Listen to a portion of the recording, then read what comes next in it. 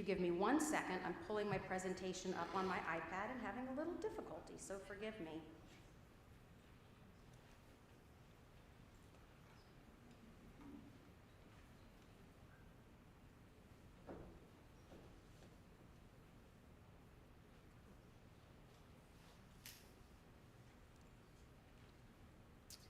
So what I'd like to start with, as you've learned, musician, minister, part of this really wonderful nonprofit that is Protect Stafford, I believe personally that we as people of faith are called first and foremost to practice attention, right? To notice what gives life and what harms life, and then to let that attention become our advocacy, where we advocate for our neighbors and for our shared home, the earth.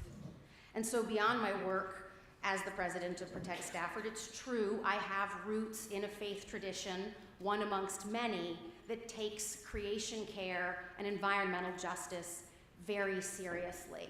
I come to you out of the Presbyterian Church USA. I was raised Catholic, and in my Christian Catholic tradition, love of neighbor is never abstract. It reaches into how we steward all created things, human and non-human, into how we care for the sky, the sea, and the soil. The Gita, the RE students are studying, right? The Gita offers a similar version, a similar vision of seeing the divine in all beings. And the great agrarian author Wendell Berry advises us to love the world and to put our faith into the 2 inches of humus. That's the living carbon-rich soil that literally turns death into life, that builds under the trees every 1,000 years. Friends, the wisdom of so many traditions calls us into a shared ethic of reverence, of justice, of mercy, and care for the whole web of created life. I think we'd all agree that for too long, that said, extractive and exploitative practices have been justified in the name of progress, in the name of profit, in the name of convenience. And so it is hopeful, and it does my heart joy to see communities like yours and like mine working to shift our relationship with the land from one of dominion to one of faithful stewardship.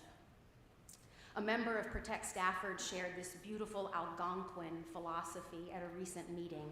It goes like this: all around us are our relations, the trees, the waters, the animals. We are kin to all that lives. What we do to the land, we do to ourselves. So that's why it's both my pleasure and with a real sense of urgency that I speak with you today on behalf of our organization about the challenges that unmitigated data center development poses both nationally and globally, and especially here in our local area. More than simply a growth or technology or economic development issue, unrestrained data center development is a creation care and an environmental justice concern that we as people of faith have a responsibility to understand and engage. Simply put, artificial intelligence is accelerating the growth of what are called hyperscale data centers. And when these facilities land near neighborhoods, schools, and critical wetlands, the harms are not abstract. Noise, air, and water pollution have very real consequences for human and non-human health. Harvard research cited in The Guardian estimates that unchecked AI expansion could generate nearly 1 billion tons of new carbon emissions in the next decade, and could consume 6.6 billion cubic meters of water globally by next year, 2027. This isn't speculation, it's a trajectory that is already very visible on the ground. Major companies like Google and Microsoft have reported emissions surging nearly 50% alongside data center growth, and the infrastructure burden is becoming harder and harder to ignore. Probably won't surprise you that these burdens are not distributed equally. Research published by the Harvard Business Review shows that low-income communities and communities of color are disproportionately affected by the environmental costs of AI, especially in regions, of course, targeted for data center development. So without intervention, communities will bear the financial, ecological, and health burdens of unregulated data center growth. And at that same time, they will be cut out of the decision-making process. Without meaningful regulation, without meaningful advocacy, AI infrastructure and data center development will and is continuing to expand unchecked, draining water tables, overloading local grids, and entrenching environmental injustice into the new century. Public advocacy for responsible data center development is critical to ensure that infrastructure becomes permanent and the damage irreversible. Today, I want to talk about data centers broadly. This is a hydra with many heads if there ever was one. But I want to make it simple and accessible, and the best way to do that is to talk about it here locally. And that's where these decisions are made, at the very local level. So with your permission and grace, I'm going to use Stafford County and our work at Protect Stafford as a case study of what this issue looks like and how it's playing out on the ground. And if you're a Fredericksburg resident, an actual Fredericksburg resident, not Stafford with a Fredericksburg address, don't worry. While you don't have the same volume of applications, we know there's nowhere you can put a data center in the city and not hit people, right? I have information for you all for the resources that you can connect with so that you can engage in this conversation, Fredericksburg or Stafford, because it is a regional issue, and then we have to dive into each individual municipality. So with that framing, I'd love to walk you through what's happening here, what's at stake, and I hope you'll feel called to get involved.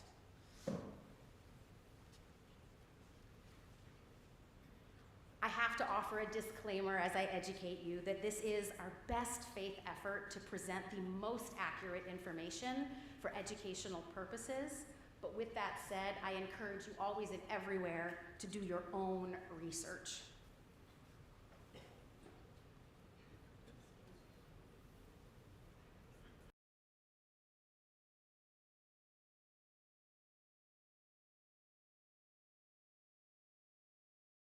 Local here of bipartisan grassroots residents advocating for responsible data center development. We are committed to safeguarding the health, safety, environment, and a rural character of Stafford County. Can I ask, because I love a room that's responsive to me, I hope you do too, I don't want you to sit there politely. I work in we call Presbyterians the frozen chosen. Have you ever heard of this? It's quite quaint because you don't know whether they like your sermon or not because they just sit there politely and look at you, and then you learn at the door as they leave. You can give me some feedback and engage with me. I can ride that wave. I'm curious for you, how many of you, at least in passing, have heard about data centers, have heard about the conversation? Okay, so we've got a room full of experts. Why am I here? How wonderful. So for our purposes, when we talk about modern technology, we often mention the cloud, right? But the thing is, the cloud isn't actually this nebulous, innocuous thing in the sky.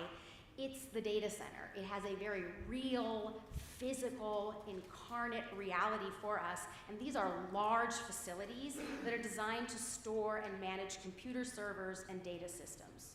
So everything from your email, your photos, videos, to AI functions, even your adult son or teen son's video gaming is stored and processed through these centers. So for our purposes, we want to think big. Big. Data centers are massive facilities that can cover millions of square feet, and it's not just the buildings themselves. The reason we call them data center campuses is that beyond those buildings, they're going to have other pieces of infrastructure. Backup power generators, cooling systems to keep all of that computer equipment running smoothly, and substations that are typically 5 to 6 acres and lit up 24/7 to make sure that there's power being supplied to those data center buildings. And then, of course, to connect those buildings to the broader electrical grid, these substations, switching stations, and power lines, often as tall as the data centers themselves, bloom out from that site. And they often require clear cutting, eminent domain if necessary, and new transmission line construction to make sure everything gets the power that it needs. So it's important to think about the site itself as one site, but then there are multiple footprints that radiate beyond it. I'm going to wade into a touch off script that I'm sure you've heard of the Kraken Loop, right, coming. Well, the Kraken Loop is the highway.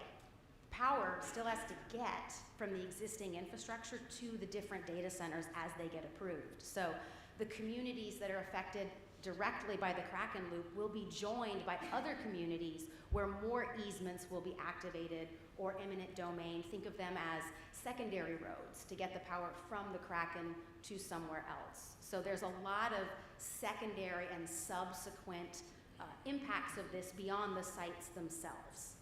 You probably already knew this because so many of you raised your hand, but Virginia actually has the largest concentration of data centers in the world. Virginia is ground zero, certainly in the United States, for explosive growth. And so for better or worse, it has come here to Stafford County and to our region more broadly. And to be fair, AI is part of what is accelerating the industry's rapid expansion.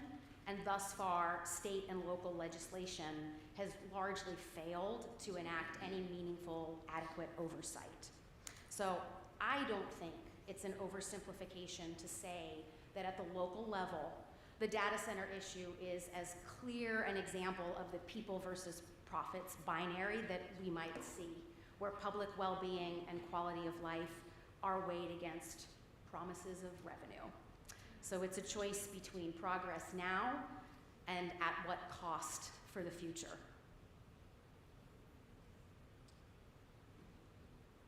So I just put here on this slide a few pictures of some of those pieces and parts of the infrastructure and the buildings themselves. So just to look at this, on the upper left hand, those are some buildings. To its right in the center, those are KV transmission lines. More on the right, a switching station on the lower left. And then you can see on the right, middle, and far right, those are some of the plumbing systems for, in this case, water infrastructure for the cooling that has to get routed to these facilities. Most of you are probably aware of the power conversation, right? You see, well, of course you have, because you've gotten your bill, right, for this winter. Anybody's bill gone up? Right? So data centers do consume what is really fairly named as an exorbitant amount of energy. For context, a data center that's the same size as a 100,000 square foot hospital that's running 24/7 with all the hospital bells and whistles, a data center the same size uses 7 times as much energy, and if it's running AI servers, it can consume over 30 times more. Really, exorbitant is not a hyperbolic word. It's really a fair assertion. And so in short, to make a complex thing simple, to meet this demand, Dominion Energy is leaning on fossil fuels, commissioning new gas peaker plants, and extending operations of West Virginia coal plants, literally delaying their retirements in order to meet this need. And so in sum, the trend is undermining Virginia's progress towards cleaner energy. We're obviating our own commitments to solve this demand and then deal with the energy cleanness downstream. Alongside energy, water is your other big need. So they also require exorbitant amounts of water. And alongside energy concerns, impacts to that water quality and quantity are one of the most pressing sustainability gaps and sources of concern. Data centers, think about the fan in your computer when it kicks on. Imagine rows and rows of racks of computer servers like that. it's going to get very hot. So water helps cool that down and keep it from overheating. And so whether it's air cooling or water-based cooling systems that can be with drinkable or what are called reuse water systems, one way or another, we've got to get water to the facility to cool. And most of the applications here in Stafford are water-based, not air, and they are reuse systems of some sort. What's important to note, though, beyond the facility is that they reshape the landscape. When you clear cut and move all this earth, you change drainage patterns and you affect how water reaches streams and recharges groundwater. So water use can be substantial, and this level of demand puts pressure on aquifers and local supplies, which is why reliance on potable water especially has been such a flashpoint in so many communities, ours as well. Using reuse, which is what many of the applications here are asking at this point, can reduce pressure on drinking water supplies, but it still brings various risks with it. I think simply put, there's no cure-all fix here. There's no water panacea to be had. And so one major concern, and we're hoping to see some legislation make it across the line this General Assembly session, is dealing with some of the transparency around water. Details are often very unclear until very late in the process, often after any public input or decision-making is done, and key critical information is often limited or totally redacted by NDAs during that rezoning and approval process. So ultimately, we're hoping to see some legislation that helps circumscribe how much NDA can happen going forward for this.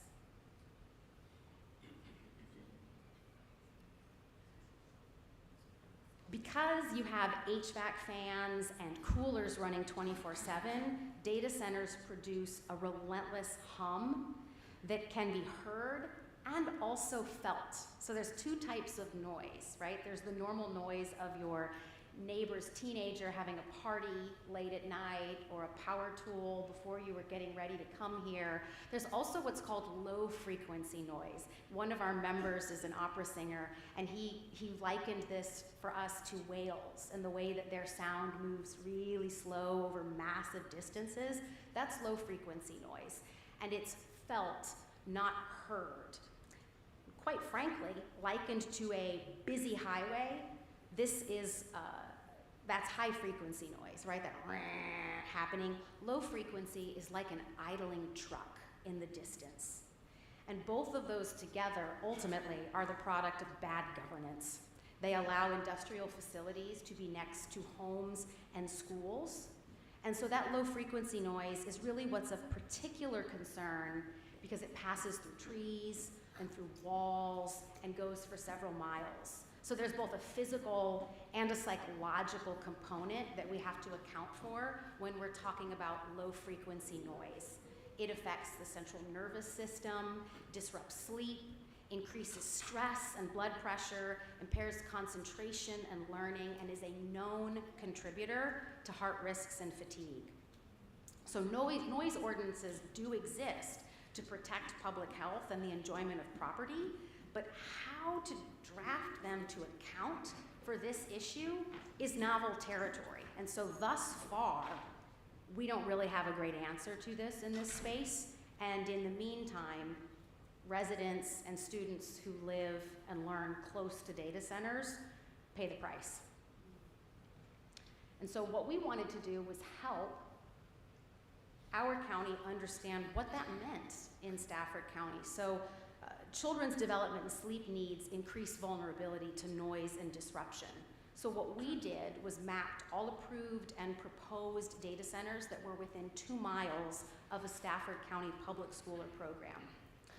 So based on the 23-24, you laugh at it. Yeah, there's schools everywhere. There are schools everywhere. In 23-24 academic year, 11,500 students were enrolled in schools within that 2-mile radius. So 37% of Stafford County public school students would be within 2 miles, and 3 of those within a half mile. Even though applications are reviewed and determined one at a time, there is a cumulative impact piece to account for. So noise from multiple facilities compounds, but our current review processes don't have a way to account for that. And so, for example, a scientist out of Prince William, Dr. Liver, found existing data center noise in that community already exceed health-based limits, and additional facilities only increase that burden. So simply put, this isn't just a neighborly noise issue, it's an industrial public health risk, and peer-reviewed research shows that chronic, unmanaged noise exposure is linked to serious illness and premature death.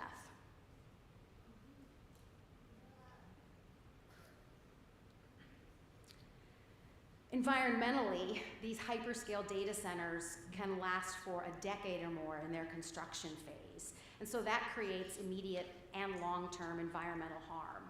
Forests and wetlands are cleared, they're replaced with impervious surface. This reduces groundwater recharge, stresses aquifers, and degrades nearby streams and wetlands.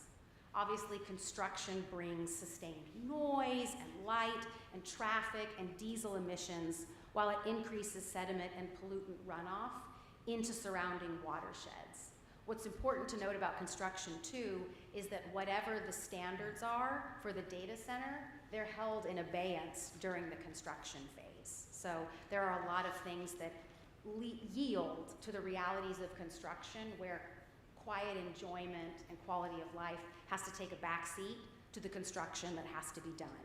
So this clearing and grading that they do fragments once continuous habitats into smaller, isolated patches. What that does is cuts off wildlife corridors, displaces species, and it destabilizes ecosystems.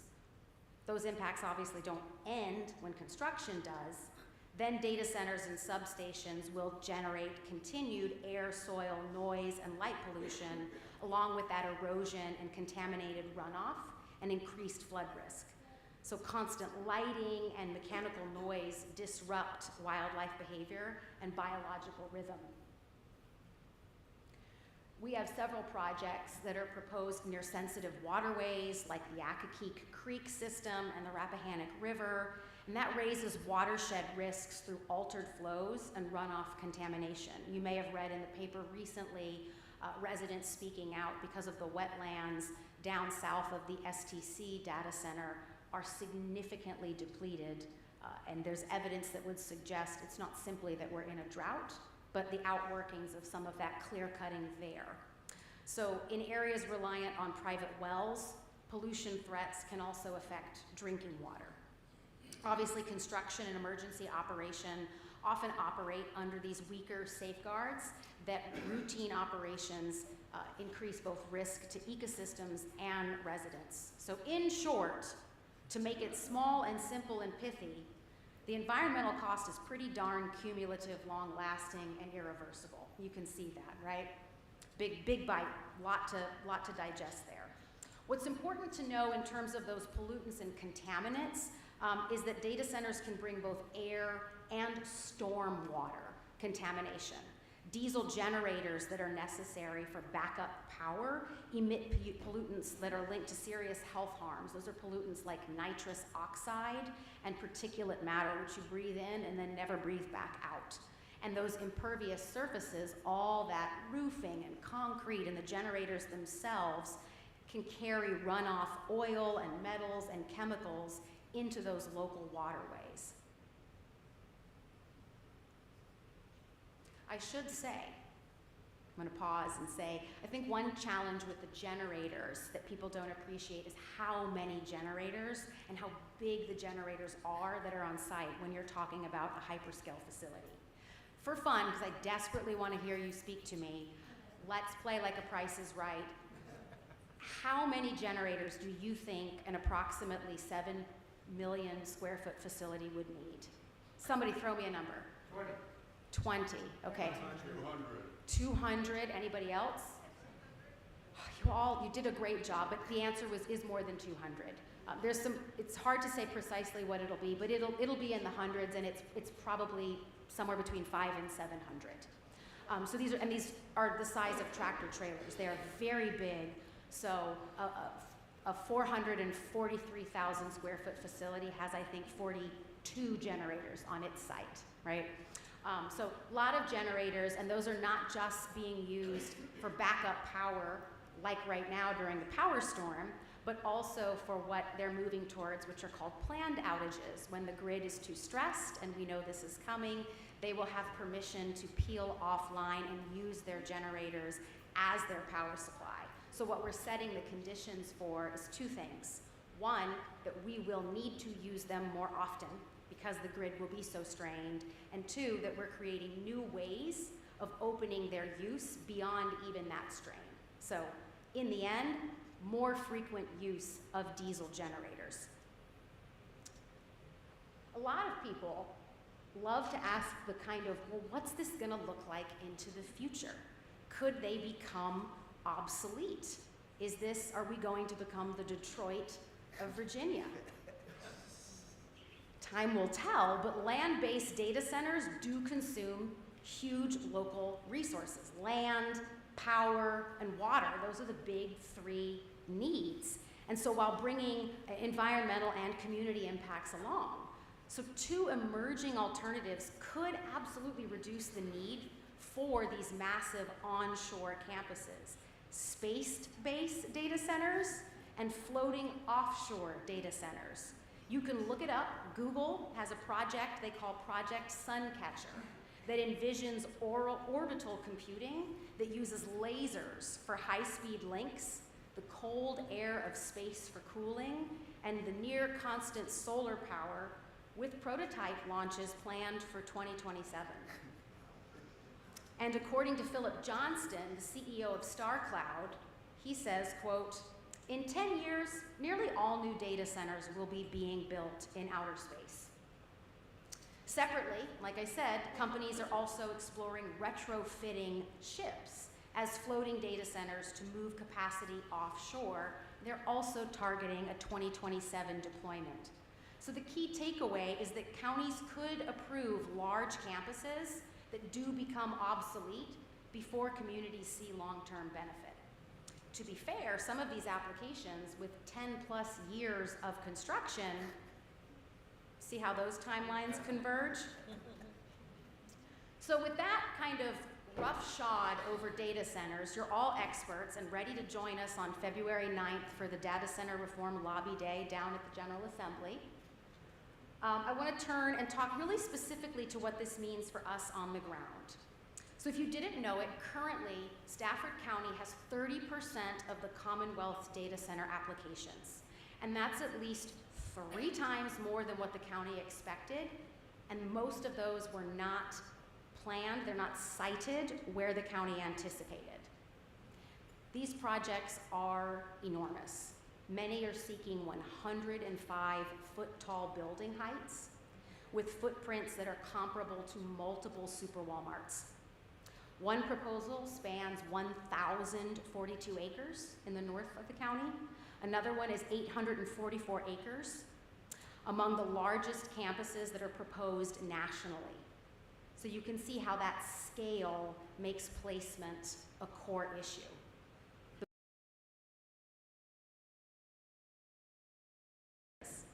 But Stafford has limited land that is zoned heavy industrial, where it makes sense to put these. So what we're seeing is that most of the proposals require rezoning.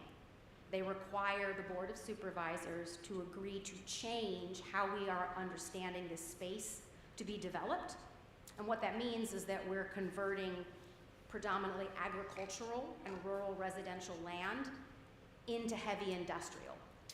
And that means we're placing facilities next to homes and schools on top of and surrounding critical wetlands. Of the 18 applications that are known to the public at this time, 16 are rezone requests, and many are speculative. We don't have an end user, and what that means is that we have very, very limited project details because a lot of that is held in abeyance or hid behind an NDA.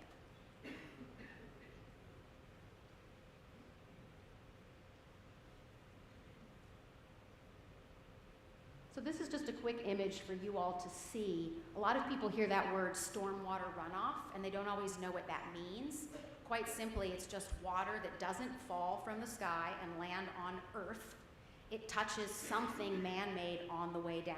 Could be a car, your roof, data center structure, but you can see how more and more of that has real implications for our waterways and watershed. And on the right, you can see the way some of these projects, the yellow in the upper right is a cluster of projects that totally surround Accokeek Creek, which is the headwaters to Crow's Nest. Many of you gone down to the Crow's Nest Nature Preserve. This is an image of the last north-south biodiversity corridor that goes all the way from the north of the county down through the Blaisdell property that's proposed down at the Rappahannock. And so what happens is if these are all approved, then that fractionation that I mentioned will totally fragment the last remaining corridor where all of our wildlife can traverse. So to make our voices heard as data centers rezone applications keep coming in, it became clear to us that we have to work together. That the only way to have the size, the education, and outreach necessary to create systemic change on this and help educate our county and city officials in a complex and evolving area with enormous developmental pressure was to really wrap our hands and bodies around this. I'm sure you've all heard the Niemöller quote, Martin Niemöller, that what happens when we only speak up when the harm is happening to us, that eventually there's no one left to speak. And Dr. King named the same truth in another way, right? He says that injustice anywhere is a threat to justice everywhere, right? And so that's the spirit that we embrace and that we need right now. If you're concerned about data center campuses next to homes, we have to be concerned about every rezoning that puts these campuses next to someone's home. I feel very passionately about a child's right to stand in her backyard in her bare feet and stare up into the night sky and wonder. I think nothing less than that is what's at stake. Think about the light pollution that would rob her of that. Do we have the right, in the name of progress now, to push this crisis onto our children's children? It's a very interesting ethical quandary. So if you're concerned about the Rappahannock, we also have to pay attention to proposals that affect Potomac Creek, that affect Accokeek Creek. Protecting one another then means showing up together to work far beyond our own backyards. So we've been working for the last year, believe it or not, it's flown by, and if you've been waiting, has it felt like I'm gonna make a concrete invitation to get involved? Because here it comes, it's coming. Whatever your walk in life, whatever skills you have or perceive that you lack, I want you to hear my personal invitation to you, each one of you, to come and get involved. Protect Stafford is doing what communities have done since time immemorial when we realize that we are being left out of decisions that will shape our daily lives. We know we deserve a seat at the table. We've helped to influence the county's comprehensive plan on data centers and update the regulations. We show up to county meetings to speak. We knock on doors. We distribute signs and flyers. We host public education meetings, produce research packets. Whether you can speak at a hearing, write your supervisor, come and join us at a VRE lot nice and early, share information with a neighbor. Sign up for our listserv. There are so many ways to show our leaders that we're paying attention and encourage them to make just choices as they chart the space between progress and preservation. We need each one of you to do the work to help bend the moral arc of the universe towards justice. So really quickly, I want to share with you all how to be heard. Because these are predominantly rezonings in our area at this time, those move through 3 stages, and resident voices are really critical. If residents do not communicate with decision makers, then decision makers do assume and presume that residents support it. Silence is not understood as complicity, it's consent, it's endorsement. So if you have a concern about a project, communicating with your elected officials is critical intervention. So Stafford residents, sign up for our emails so you never miss an update, action item, follow us on Facebook. If you're a Fredericksburg resident, you have two organizations, the Fredericksburg Neighborhood Coalition, and there's a website for that, and I can share it with you after service, and or you can follow Inform Fredericksburg on Facebook, and those are two great organizations to plug you into local work in Fredericksburg. So in conclusion, friends, people of faith, I really believe that we live our faith with our lives, and we live that life here at the local level, in the places and the spaces and the communities that we love. In so many of our traditions, faith calls us to protect the vulnerable. They all echo that same sentiment, to stand for justice, to act with integrity, to lead with compassion. So let's not wait until the harm reaches our own doorstep. Let's speak, let's organize, and let's show up for one another now, while there is still time to choose the common good and fight for the common good. Thank you.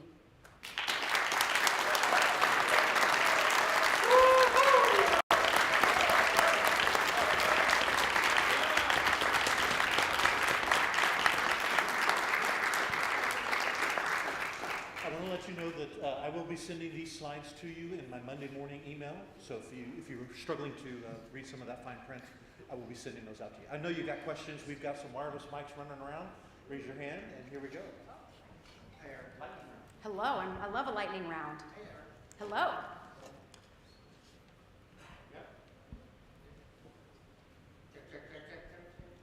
Check, check. Ooh, there we go. Hey, there we go.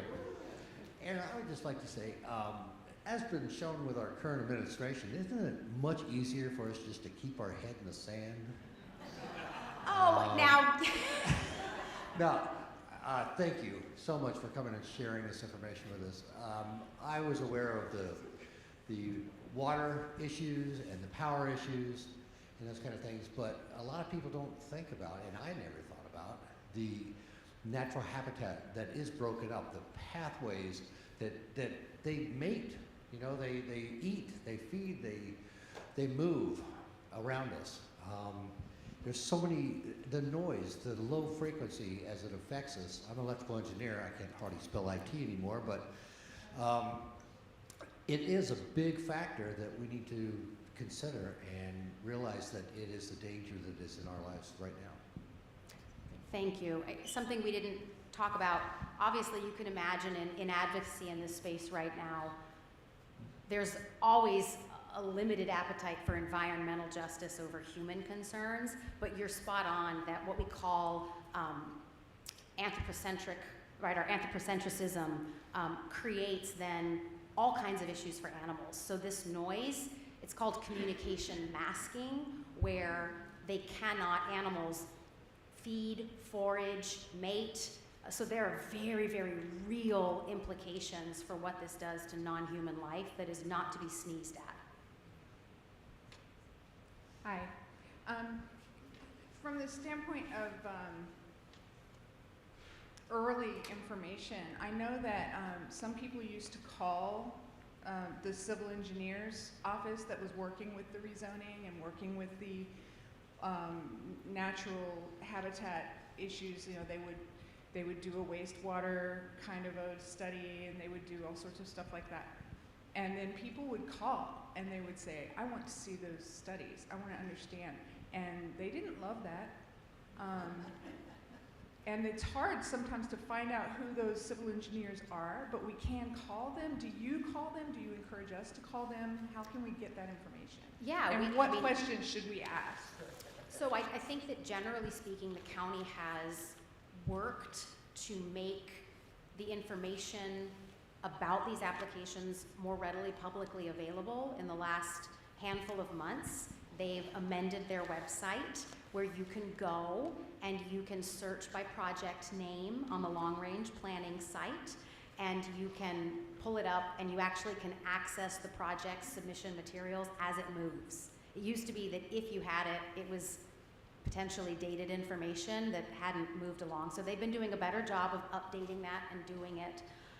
And so you can call them, you can look that up on the website. A great way to know the engineer is to look at what's called the GDP, the General Development Plan, that they've hired. But there are, I warn you now, there's lots of wonderful documents you can read through in these applications in that process with county or city staff. There's a lot of back and forth as those submissions volley along to the public hearing process. But you're naming something really important, and thank you, which is that public engagement farther upstream versus just waiting for the public hearing. And that's part of what we're doing, is we don't want to wait until they go to public hearing to show up. We want to be advocating for our concerns early and long before. By the time we get to the public hearing, we want them to know precisely why we think an application is one we can endorse, if that's a possible statement, and we have endorsed one so far, and which ones and why if we're vehemently opposed. I also wanted to know about environmental credits. Oh, As they're goodness. doing all of this work around the natural habitats, the builders and the developers can purchase credits to Mhm. make up for what they are doing that Mhm. might not be all that great. I don't understand that process, I guess. I'm going to think about how to say. So, this is wonderfully in the weeds. It's okay. I love a weedy question. Everything is more fluid than it would seem. You know the Pirates of Penzance, things are seldom what they seem. Skim milk masquerades as cream. That's this space that, but because everything morphs as it goes. And so you're speaking to credits, which can happen. There's also just even more broadly the process of proffers, which is this negotiating of if I do this, can I have that, essentially? And that happens all the way along and can even be happening at the Board of Supervisors meeting when they're making a decision. Yes, lots of amendments, lots of dense reading, and so it's cumbersome, there's no question. So there's an attenuation to this, and again, why we need every skill set, different bodies. We've got such incredible people in this area, and it's really great to have all the varying skill sets come forward. No one person has it all and doesn't need to, right? So I hope that's a helpful answer, but you're not wrong that proffers and credits can allow things that perhaps you might say, well, that can't be, but via these routes, we can cover a multitude of what we might otherwise call non-starters. Hi, thanks Erin for coming. Quick comment and a question. For the lobby day on February 9, I was wondering if your group, other groups are going to try and promote, I just heard about this, apparently Arizona and California are now telling developers, I don't know if it's just data centers or residential building as well, but basically any developer has to prove a 100-year water supply before they will be thing. So that's one thing I thought, since we've got Spanberger in there, take it out of the counties, from all the counties being approached, and take it to the state level. So that may be a heavy lift, but that was a thought. And then I wanted your opinion about glycol and refrigerant cooling methods to get us away from using the Rappahannock River and all our creeks. Is that a good idea in y'all's, and is that the way we're going? Yeah, so what you're ultimately speaking to synthetic coolants, non-water-based solutions.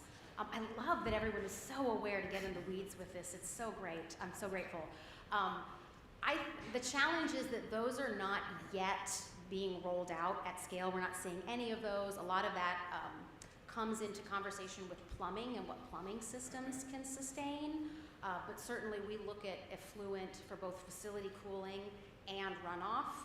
And as of yet, there is no cooling solution that ameliorates everything. So it's kind of that game of trading your pros and cons for, you solve like the problem with air fans is we don't have the water issue.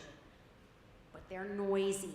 They're noisier, right? And so what we often see is we can do this, but then we're going to need more water or more energy. Or now can the plumbing sustain those chemicals or will it eat it? And so they're still very much figuring it out and building the plane. And we have the great joy of being part of that experiment. Whether you want it, I know, sorry, but shh. Could you talk for a minute about the economics of all this? There's promises of all this tax revenue that's basically buying us off with that. Promise of jobs, construction jobs, but also long-term jobs. But then there's also who's profiting from this, who's getting this money and how much? Yeah, of course. So generally speaking, in the county, the numbers there are two types of tax. There's real estate tax, and then there's what's called computer and peripherals. It's the equipment. And so the general number that's quoted is $18.5 million in tax revenue per million square feet of data center. And so to date, in Stafford County, we have approved $175.75 million of promised tax revenue. And that's about 38.4.6% of our general fund. We are waiting for the county to actually model any of those numbers into any 5-year budget or the next fiscal year. And so to your point, there's a lot that goes on with the tax incentives, with the depreciation model, where precisely what we will get and how reliably that will recur is a bit of a moving target. So forgive me, I'm thinking about how to answer that without going down the tax rabbit hole, to say there are very big tax promises, there are very big depreciations and subsidies and tax incentives that make this very murky space, where at the end of the day, perhaps this is the soundbite, you all can tell me if it was worth offering. At the end of the day, they will pay less than a fraction of 1% of their net effective tax rate, which is to say that the richest companies in the world will pay the lowest taxes.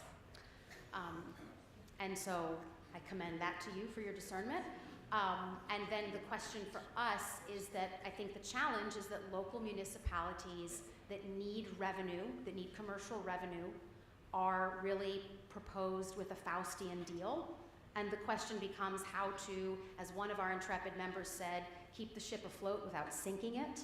I might offer how to not accidentally saw the branch off upon which we sit, but ultimately how to navigate this, I think, a really fair distributive justice question of how do we do this responsibly and then not create an enormous amount of particularized harm to certain human and non-human life that's proximal to these in the name of ultimately, I mean, it's always about money, isn't it? I can't help feeling that these could be targets for terrorists or enemies. To what extent are they addressing that issue?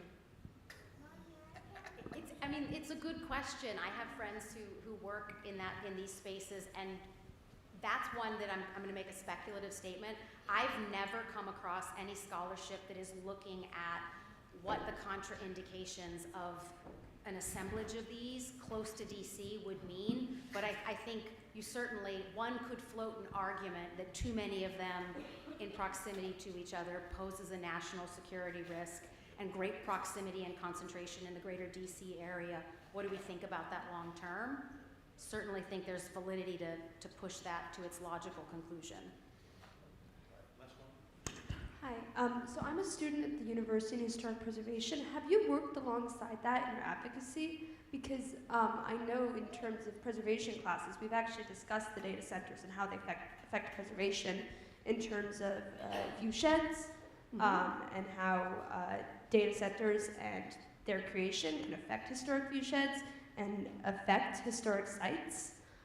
We've also talked about how they are a great example of how building a new building is not a green building, and how you actually create a more green building by rehabilitating an existing structure rather than creating something, even a true green building, brand new. So have you worked with preservation at all for this? Not for this, no, but we will talk after. Yeah, So you can stick around for a little bit? absolutely. You'll be in the foyer to take Yes, questions? several of us are here who are far, far more erudite than me to answer your questions and talk with you, and we'll hang and linger. All right, thank you, Aaron. Thank you.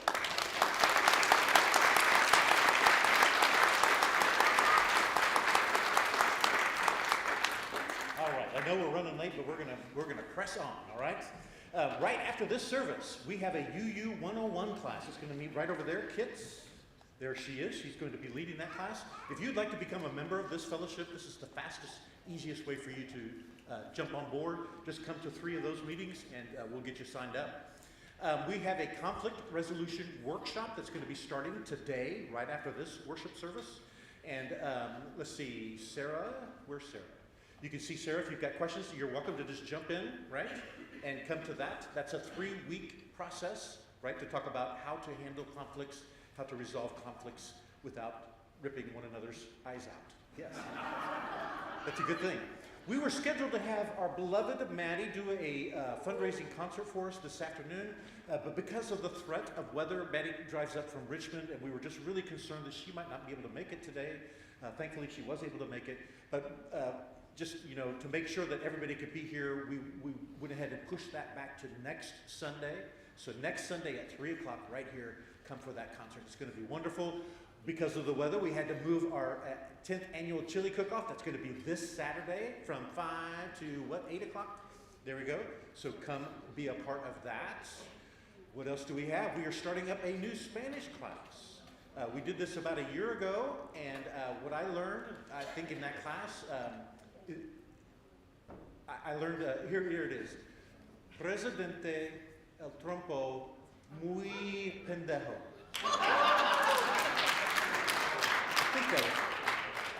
Anyway, if you're interested in learning Spanish, I encourage you to come. It's going to be a lot of fun.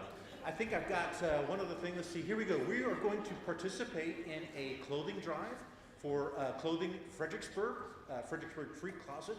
So on the Sundays of February 15th, my birthday, and the 22nd, we will be collecting clothing. If you would like to participate in that, you can scan that QR code. Watch for the announcement slides. The last thing I needed to tell you is that Marion has been gracing us with her artwork on the walls, and today's the last day those are going to be there. After this, Bill Brooks is going to be putting up some artwork. But if you want to take one final look at Marion, if you want to make a purchase, then I encourage you to do that. Now, friends, my dear, dear friends, I'm going to ask for your mercy because my very best friend in the whole world is here with us today. And I have been trying to get him down here to speak to you for a long time. He comes from the far reaches of Massachusetts. And the cool thing about Doug Brendel, it is not a stretch to say that this man saved my life. When I went through my divorce 26 years ago, 27 years ago, he found me and helped put me back together again. And the amazing thing about Doug is he does this all the time. He helps people. And he's got an incredible thing that he does in Belarus, of all the crazy places. And so I've invited him to come. He's going to share just for a couple of minutes. Please be patient. I apologize for going late, but I want you to hear about this. And then if you're interested in what he's doing, you'll be able to sign up. He's got a gift. He will give you a book that's just hysterical. He's also got a wonderful personality and a wonderful sense of humor. So Doug, come and share with us very briefly. Thank you. I'll be very brief. Anybody who knows me knows that for the last 25 years, my most cherished friend on the planet was David G. Brown.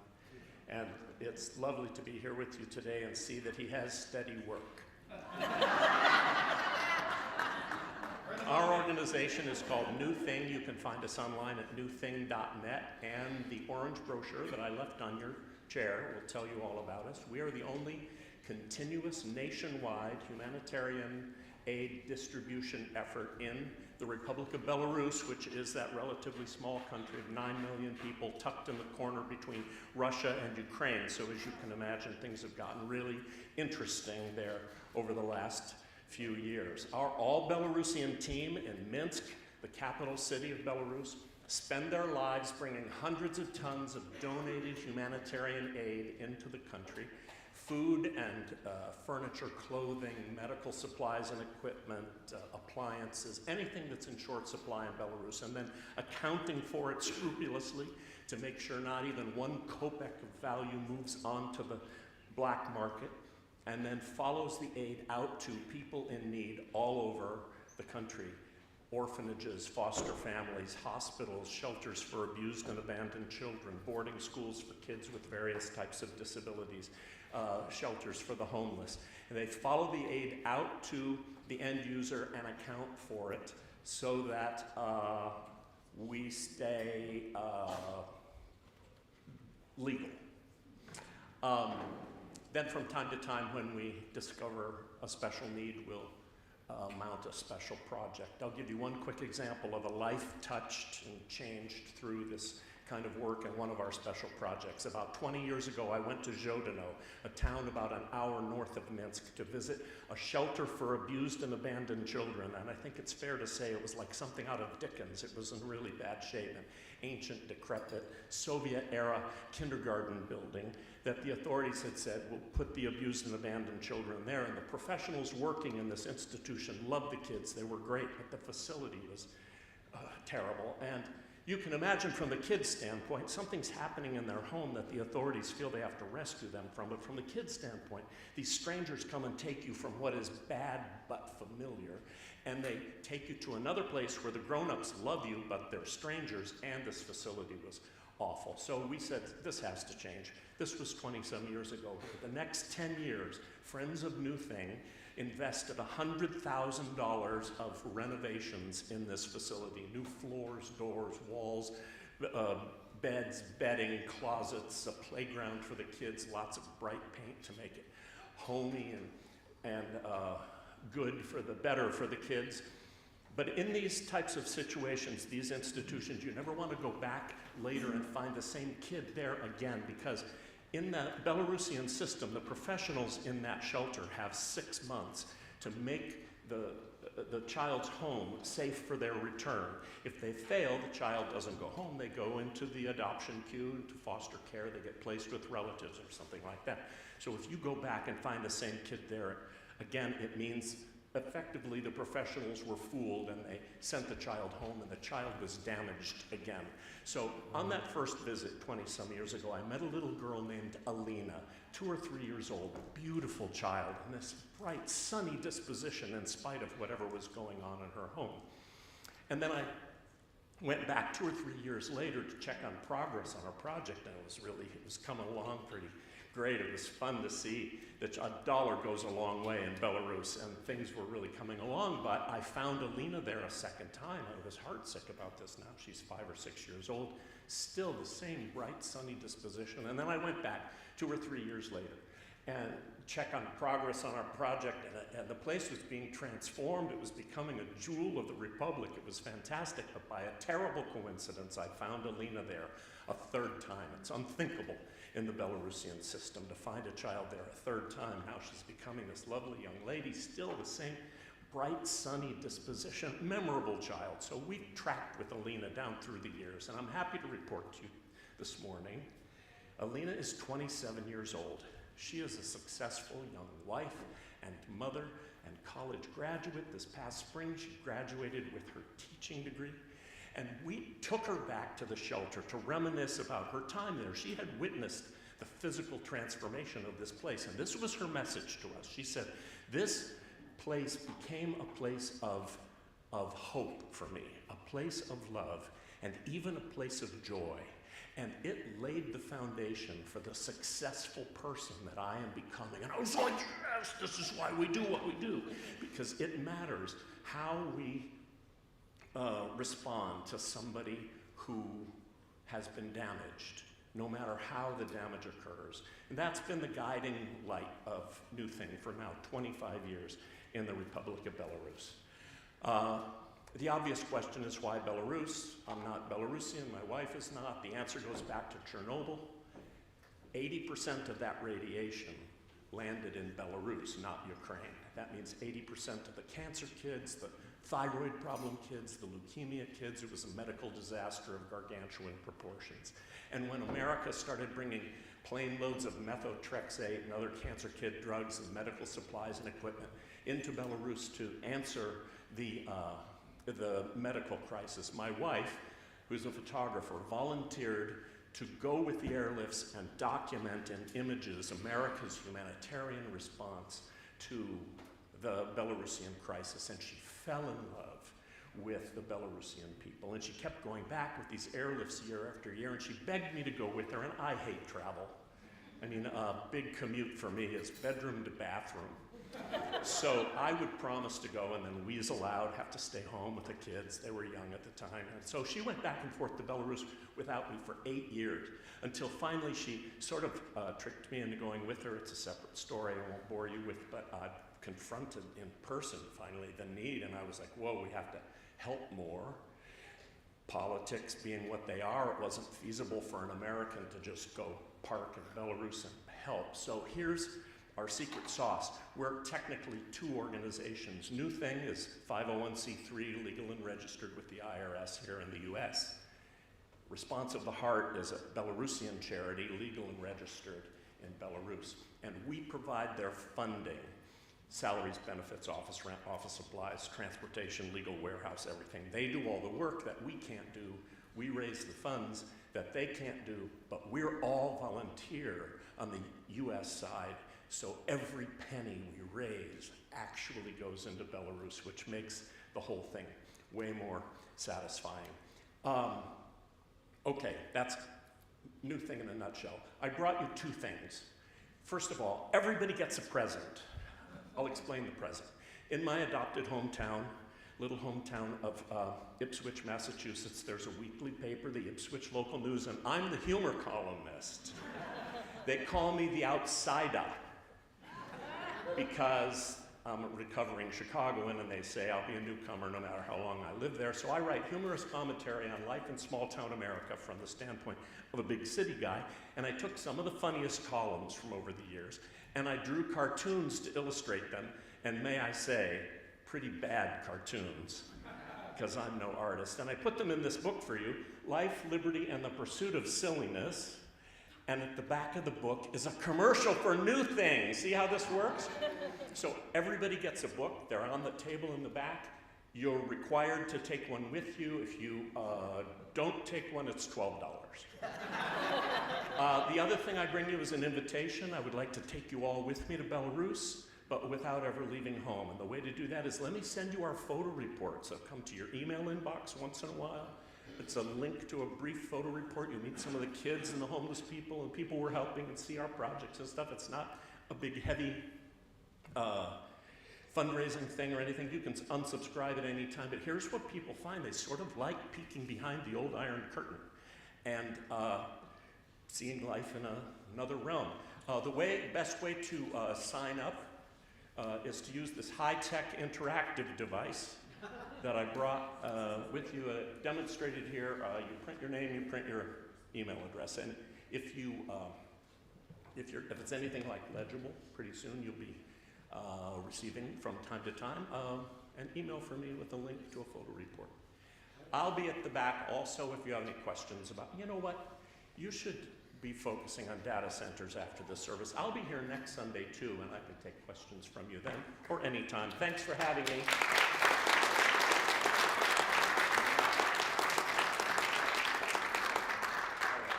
Catherine, come lead us. Let's all stand together and sing our closing song, Go in Peace, Go in Love.